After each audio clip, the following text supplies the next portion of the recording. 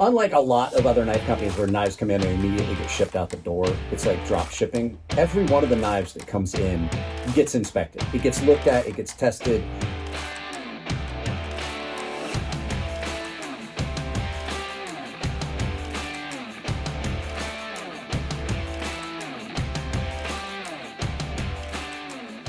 We are filming.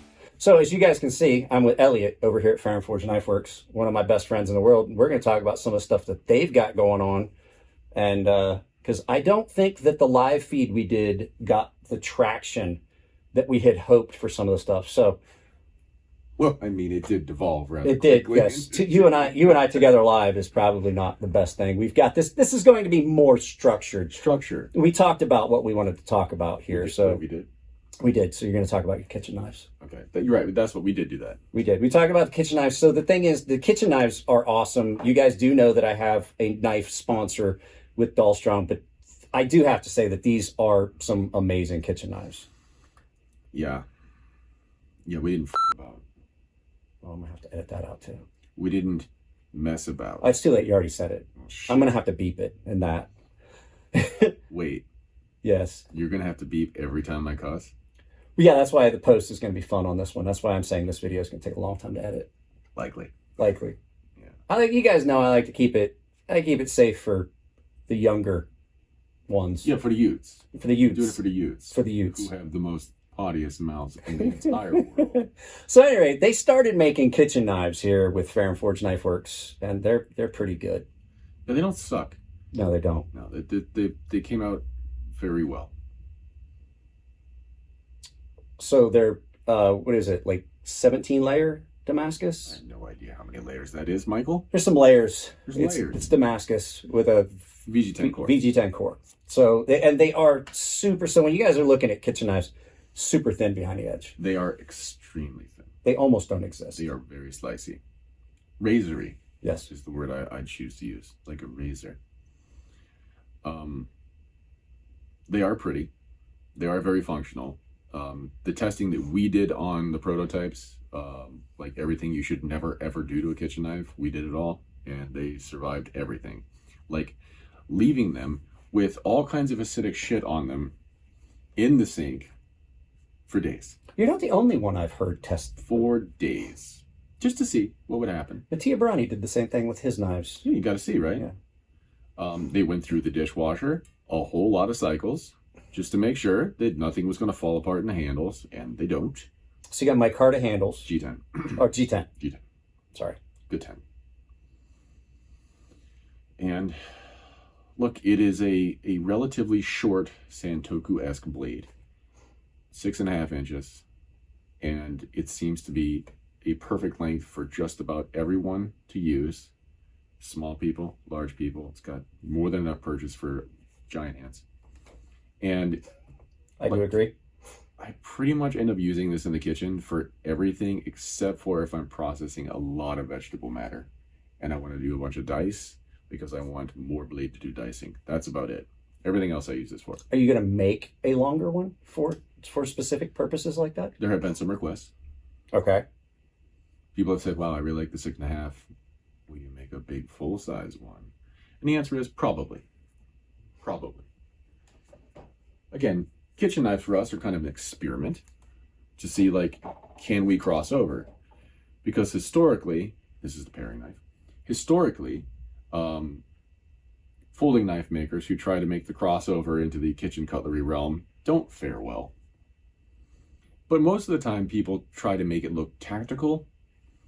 And yeah. It turns out the ladies don't like tactical knives in their kitchen that much.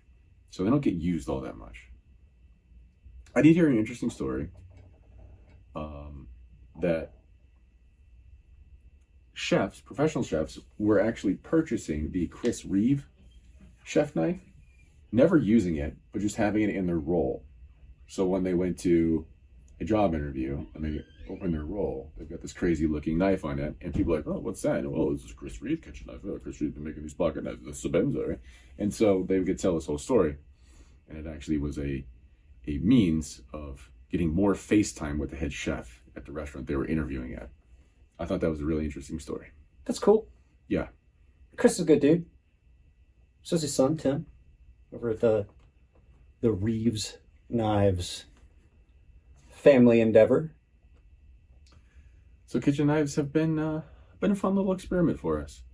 I have a shit, Mike. We left it over there. What? That's how things go with me and Elliot. We forgot to bring the steak knife. This is something new. Yeah. So I took the paring knife, made it a little bit longer, and the idea is that we offer these in like sets of 4 and 6. That way you can put together pretty much any number you want. Still the same Damascus with VG10 core. Probably a pretty fancy steak knife. And then some improvement on some logo stuff. Yeah, I did see. Yeah, it's a. Would you say it's a die stamped? Yeah, pin now that's then set in. It looks way better than laser logos. The laser logo looked okay, but these are more better. That looks more better. Yeah, like more gooder. More gooder. More gooder, more better. So eventually we're gonna pull the trigger on that. Because it seems like we are selling kitchen knives, which is good. That was the intention, and they're not just sitting around. So, and you just had a retailer come in this morning while I was here. Literally while you were here. Literally while I was here, a guy came in, and they're going to be offering them at their boutique that's tied to their restaurants. Yeah. So, which is a cool thing for the brand. And we'll be filming at their boutique with them in the future, so you guys get to see that. Now, we talked about the kitchen knives. We talked about the kitchen knives before, but you guys still have got a large stock of your folding and fixed blade knives, correct? Large? People can pick them up with my coupon code crazysharp. All one word, lowercase. It saves you 10%, and I don't make anything on it. It's a pity. Yeah. Anyway. We keep them impoverished. It's the way we like them. We don't want you to get too bougie, Mike. So you've got, what do you guys got right now on the website? The Stinger button lock. Stinger button locks. That's still in stock. Of which I've none sitting on my desk. That's impressive. Yeah, like magic. It shows up. What? Stinger button lock. Yeah. Wow. Which is, I have the liner lock version and this one both. And this is a much better version. It's a sweet knife. It's a very good knife. I like the carbon fiber inlaid one that you guys gave me. Yes. I think there are a few. I think we still have some of the brimstone carbon fibers on the website. Still up. So they originally said that thought they were out of the brimstone, and they found a mislabeled box full of the brimstone one. So if you liked the brimstone one, they're on the website now. Yeah, because we're a little dumb's not the right word. Special. We do things with intention, and then we forget. They have a touch of the tism. Like, we put a box away, like, okay, well, this is just in case if we got some, problems. And then, it got put into another box, shoved in the rack, and forgotten about. Not an uncommon occurrence. Until I was sorting through shit, trying to get a accurate inventory. And I went, Christopher, you're an idiot. And we're saying these things because Christopher's not here to defend himself. No. And it's always... I don't feel bad for him at all. You know what he's doing right now, Michael? Skiing. He's fucking skiing. So that was the thing. So whoever's not around, when we worked in a shop, whoever was not around, they got blamed. Everything that went wrong got blamed on them. Yep. Unless I was around or wasn't around, apparently everything got blamed on me. Yes. Yeah. Yeah. Or Bodiger. Everything got Bodigered up. So, so the Stingers are still available. What about the lackeys? I had somebody ask me, do you guys still have the carbon fiber, or not the carbon fiber, the carbon fiber and Damascus lackeys? Okay, our stock on them is getting low. I just added 10 more to the website today because we ran a flash sale and it was significantly bigger than we thought it would be. I'll put a picture of the lackey up here so you guys can see it. I'm not going to get up and go try and grab one. Well, but there's a Damascus version. I got a naked one. Doesn't have scales. It's naked. That's cool looking. It is kind of fun, right? Yeah, I like that. So just picture carbon fiber scales. I'm going to still put a picture of it up. Is that even in focus? Are we even seeing it? We can't even. I can't tell. I'm not wearing my reading glasses. Oh shit. Yeah, they're very pretty. Yeah, we're in focus. Nice. Yeah. So those are available. I had somebody ask me, they're like, if you're not using yours, I'll buy it from you. I was like, why don't you just buy your own from the website? So you got that. What of your other folders are still available on the website right now? We have a significant amount of That one's that one's rough. had some love. That one's been tested upon.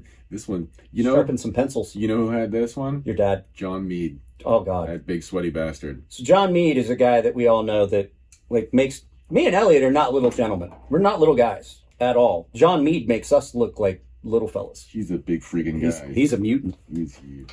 He's like if they actually wanted somebody to play Juggernaut and be like accurate, that's who they call John Mead. There, this one's less rusty. So this is I can't remember the name of it.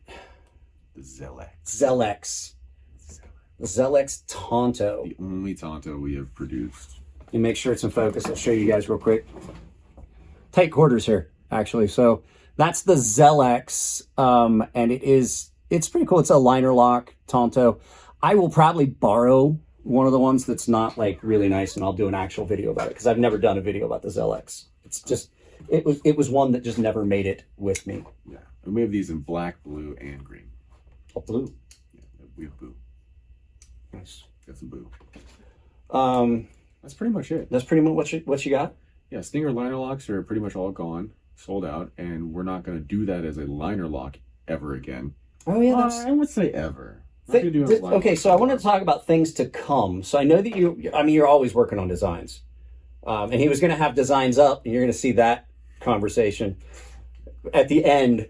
He was trying to deal with getting SolidWorks up, and it just didn't. We were going to have it in the background to be cool and show some of the design work that he's working on, but that's not happening, and you'll see why. Stay tuned to the end for some B-roll.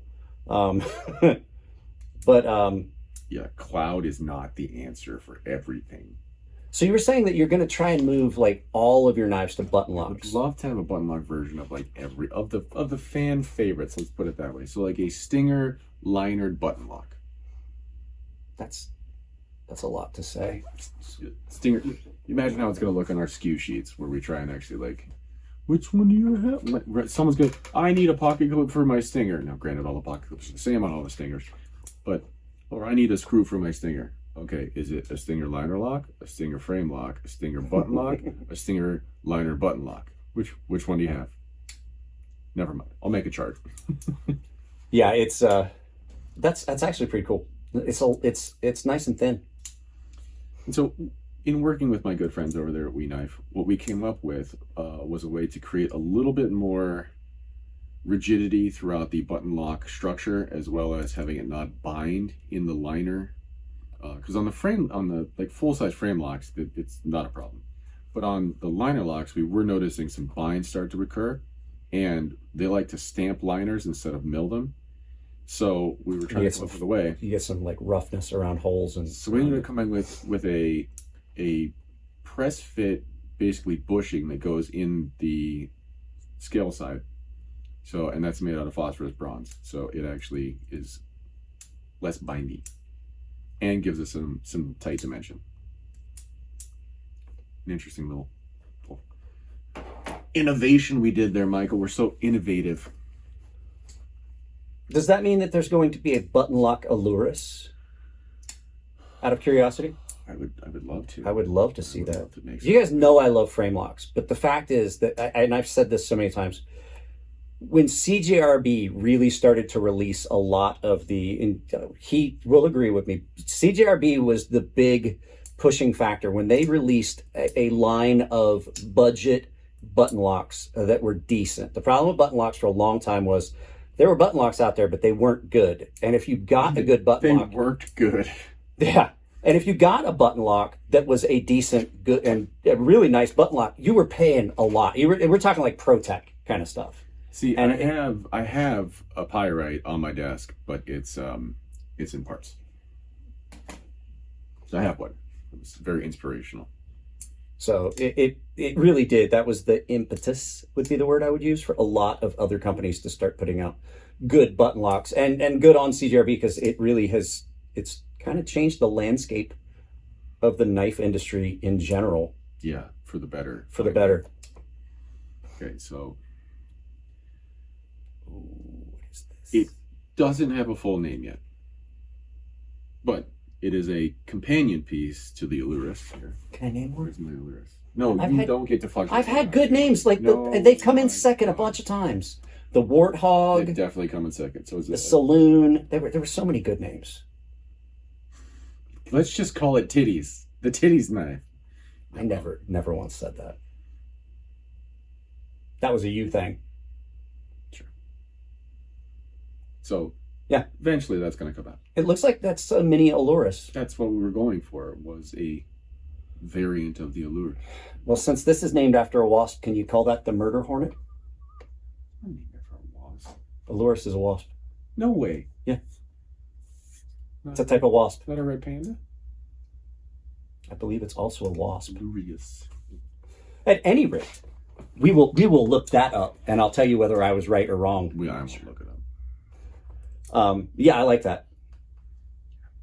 Let Can I see it? Because I haven't got to see this one yet. So every once in a while, there's I like that. Every once in a while, there's mini knives that I like better than the full sized version, but most of the time, I like the largest possible version. There's exceptions, as we know. Likes it big. Like it big. That's why I'm sitting next to you, big guy. Hey. You guys probably couldn't hear that because, well, I don't know how much of the audio I'm going to have to improve on this. And I apologize. I just wanted to do this. I hadn't got to hang out with Elliot for a while, and they've got, so many designs and models. It's just fun to have him on the channel every once in a while. Space Cowboy. Space Cowboy. I believe you guys saw the video on that where I was like, sorry, I can't like this knife because I didn't like the design. I didn't like the scepter, which is it's very similar. Very, very similar. Yeah, it's really similar. Mm-hmm. I mean, like every knife maker has a design that isn't for everyone, which specifically I think you told me is like, well, good thing we didn't design this knife for you. And I was like, yeah. I believe I say that to you often. Yes. You say, well, right. You've only ever had, I can only think of that knife that I didn't like the design. And I realized that my chair is low, and so I'm like extra short compared to you. I mean, I'm already shorter than him, but no, I think that's the only.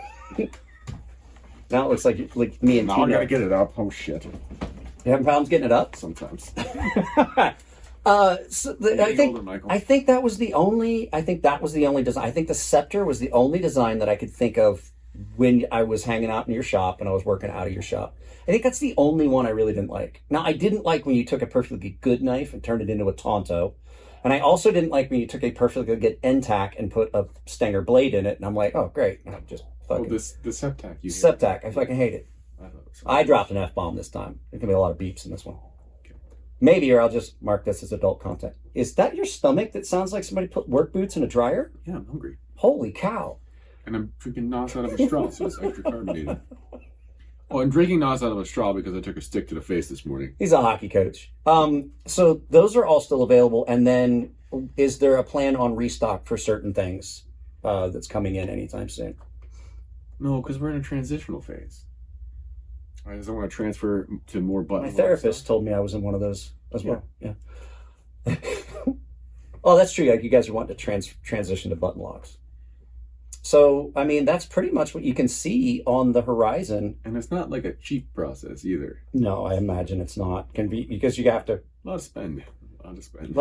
And you have a lot of design work you have to do to make that work. Thankfully, if you've seen a prototype of it, that means the design work is done. But yes, going back through catalog and then being selective about what it is that we do, because I don't just want to waste all of my time, which is very limited these days, just re-rendering everything that I've done before. Because it's not always just like, boom, throw the button on there, done. No, it's a lot of restructuring. So when you drew a button on one, it doesn't work. It doesn't work like that. It's not functional. It's not.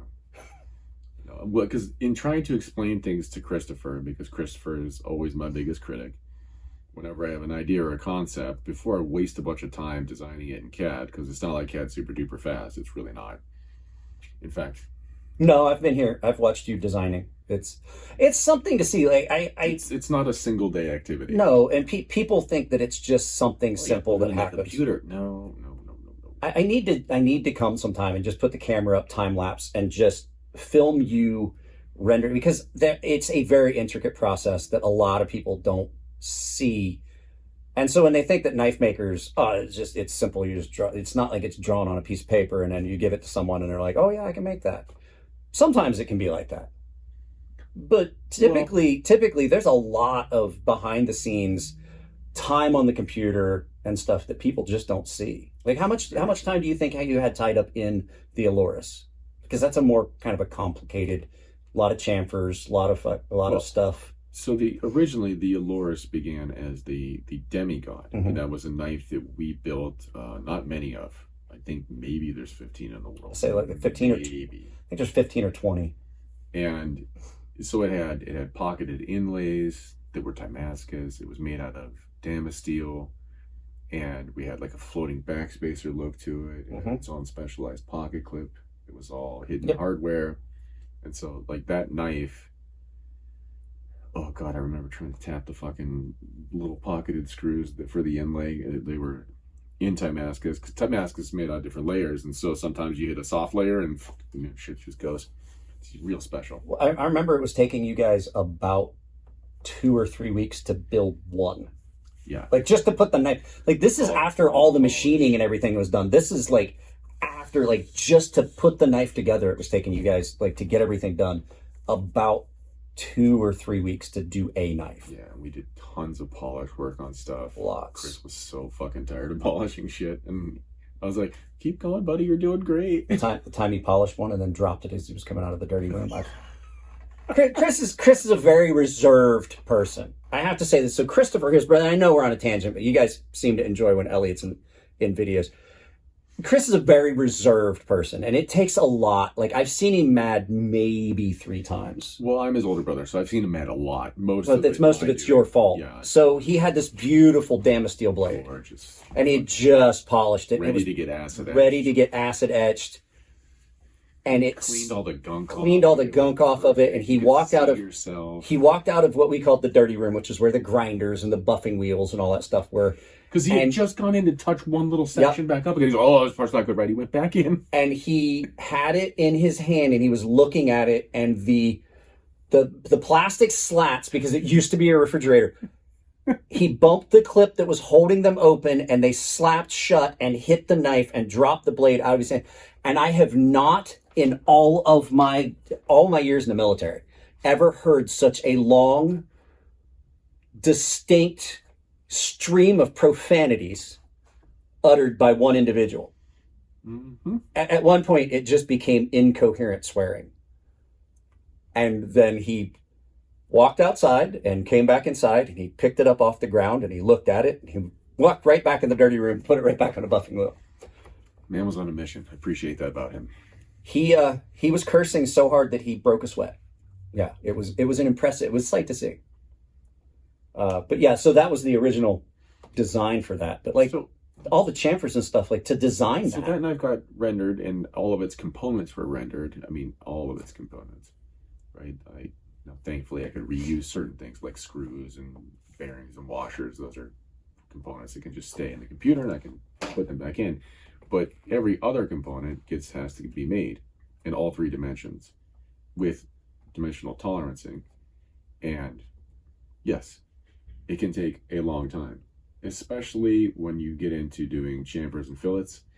And so that's what I was getting at, because I knew, like, I've seen you do it before, which is why I brought up the Aloris. So if you guys haven't seen the Aloris, I'll put a picture of it up, a nice clean picture, like not just showing it to you, but you can see all the angles that have been rounded off and chamfered and contoured. It takes hours of him drawing those lines and rotating it. And I know that you've got hundreds of hours tied up in certain designs at a minimum. And the more complex and more organic we try and do milling, the longer it takes. So actually, there's a great example behind me. Where are you at? Come here. Come to my hand. Okay. Oh, yeah. they're not gonna be able to see that. Let's bring this in so you guys got to see the. Is that even? I can't see it. It's in focus. Give me a second. You gotta put your glasses on. So you can see all that intricate milling that's on the scales of this. Is this a 2.0 or 3.0? 2.0. There is no 3.0 Fortis. Oh, okay, it's a Fortis. Okay, so creating the hexagon grid, not that hard. It still takes time. I gotta lay them out. I gotta make sure I've got dimensioning in between each one so it fits the end mill that's gonna cut it. But then every single one of those also gets a chamfer, a tiny little 0.5 millimeter chamfer on every little edge of that hexagon so that they're not sharp. Yeah, I was going to say, so you guys that don't know what a chamfer, it's like a chamfer is just you knock the sharp edge off. Yeah, 45 degree knock the edge off. So it doesn't, it's not too aggressive. Now, is there a function in SolidWorks where you can click it and say chamfer all of this shit? Yes. Does it ever work? No. No. So you have to go in and individually click every single fucking line in order to get it to work. Because there's weird half parts and crap and it doesn't want to do things. Chamfers interact with fillets and then it goes, no, I don't know, I don't want to. And that's just in render. Like when it's being machined, the CNC doesn't care. It's cutting stuff. So it's really annoying if you've run a CNC and then try to render things in 3 dimensions and you go, God damn it, it's a toolpath. What are we doing here? So because once you're cutting, it doesn't matter. It's just going to happen. Yeah, it's happening. But the machine has limitations on what it lets you do as far as design. Mm-hmm. And you get errors. It wants to make everything mathematically perfect. He had a knife one time. There was a lot of cursing coming from the office because he was designing a knife, and I think I was helping you guys with ceramic coating, and you were like, "Why is it like this?" And then there was cursing and swearing because the knife was supposed to be a certain dimension, and you were like, when you brought it up full size, it was like tiny. It was like a mini knife. You're like, fucking fuck happened here? How is this? How do we do this? How did it minimize it like that? So I wanted to do this, and it's not so much. I know you guys like having Elliot in the videos, but I just hadn't got I hadn't got to see Elliot in a while, and I was just kind of jonesing for hanging out with one of my buddies. So, but it did have a purpose. I did want to bring. Oh, you guys have the NAF mats. Yeah. So if you guys want a Ferrum Forge NAF mat, they're also available on their website. They've been on the website for years. They have been. And you guys have seen them in some of my other videos, but mine got really dirty. I have a new one, so you're going to get to see it in a couple videos. And I'll put a link to his website down below where you can see all the stuff's available. And like I said, they gave me a coupon code to give to you guys, not to financially benefit me, but to take the pain out of some of the purchases. So you guys also offer a military and law enforcement discount.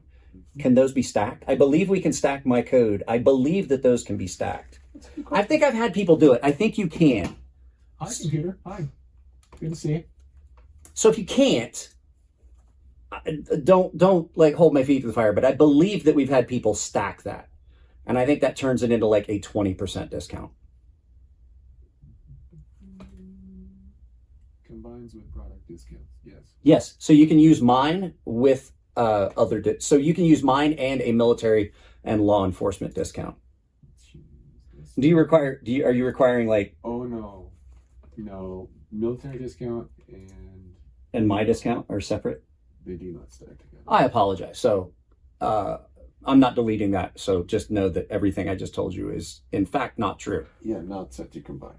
So yours actually is one of the very few that can stack with other things. So like if we're running a sale. Oh, there you go. So if they have a sale going on, like you guys just did a 50% off fixed blades, right?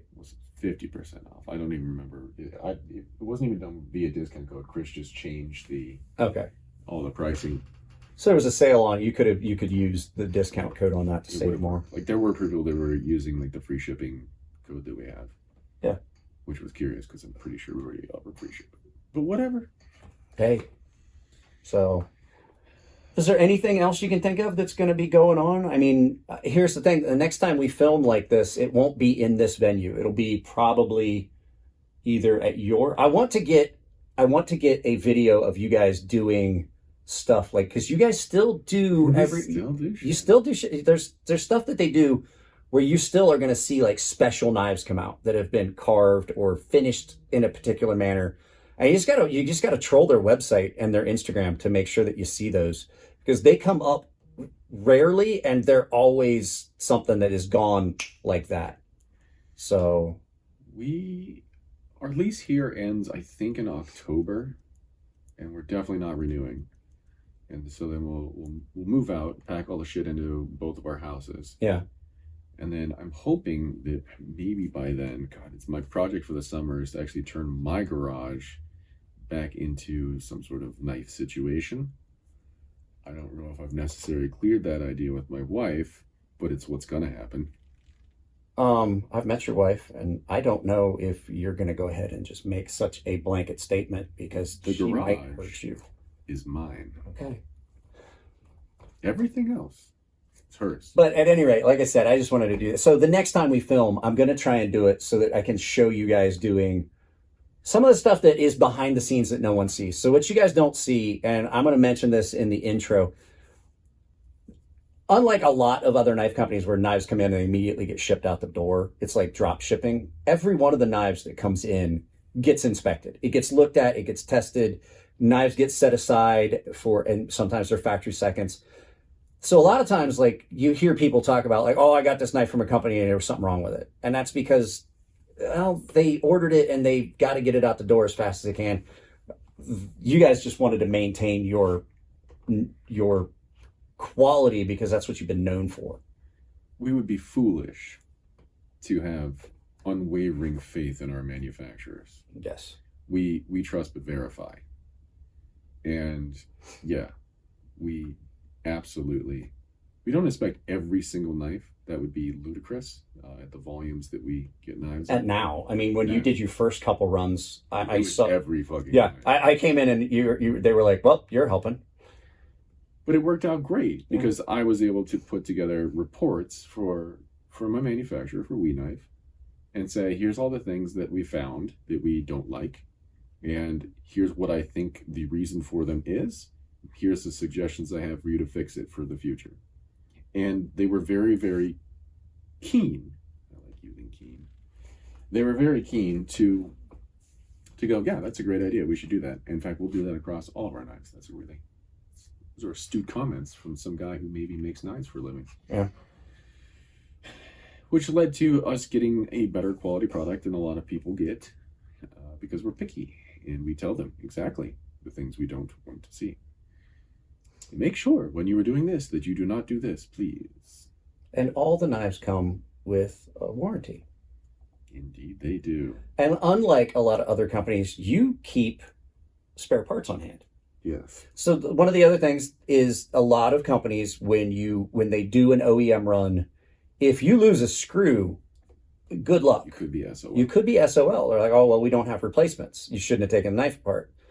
And which I think is a silly thing to put in a warranty. Like, oh, you shouldn't take your knife apart. Everybody knows the first thing you do is take that knife apart and clean it up and put the proper lubricant in it, because it never comes with the proper lubricant. It's always garbage.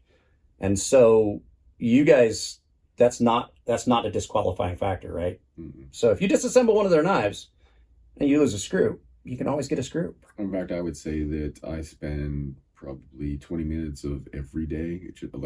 Today is the first day of this week where I haven't been shipping out parts to people. I ship parts pretty much every day. So it's just one of those things. So we're going to wrap it up. We've been doing this for probably 35, 45 minutes. It's going to be a long video, guys. And I've got some B-roll of him fighting with his computer and stuff like that. So that'll come up right after this. But thanks, Elliot. Thanks for hanging out. And we'll definitely do another live feed. And we've got to have a get-together, and I might just film a members-only video of us just hanging out at a get-together, hanging out and just goofing off. Shooting the shit. Yeah. Pulling out the most bizarre knives we have. Yeah, that's what happens every time we do one of these get-togethers, and Elliot cooks, and we all hang out. And I got a knife, guys. You gotta see what I got. Look at this thing here. Where did you get that? I should probably select some things out of the box. The box of shame. Oh, the box of shame. Some stuff in the box. Just to give you guys a preview. This is from the box of shame, and that's not from the box of shame. That's a piece of history. That should be. It's historic. It should be in the box of shame, just because you did the sheath backwards. Is that countertop material? No, No. that's recon stone, man. Malachite. It's good shit. So there you go, guys. Stay tuned for the B-roll, and I'm gonna turn this around and do some final thoughts. I have a lot of editing to do on this one. You have final thoughts? Occasionally. This might just end. You might just see the thing go. And But we're done here. you guys know I got sponsors. Check out the sponsors. Make sure you use the coupon code at Elliot's website here at Ferrum Forge. Saves you 10%. It also saves you 10% at KATSU Knives, Roastcraft Blades, and 40% at Beyond EDC Knives. What? Yeah. Can't beat that deal. It's like a sore dick. I may leave that in. So we're not going to do any final thoughts, guys. You know, join the membership if you want to support the channel. There's a public Discord down below. The membership has a private Discord. And I'm planning a giveaway soon for the first quarter. I do a quarterly giveaway for the paying members. So, guys, I'll see you in the next video. Bye. But they still put a bunch of shit in the fucking C drive. And then that kills the computer. Recording that. These are the things I deal with on a daily basis. Every time I open fucking SolidWorks. We're just going to add a whole bunch of new shit to your computer. There you go. And we're going to change your menus and not tell you about it. Oh yeah, PayPal just changed all of its user interface. Fucking trash. Why did you do that? They've been working so well for years. And you're like, nah, this needs to be different. This is the stuff that I miss about hanging out in the shop. What, the bitching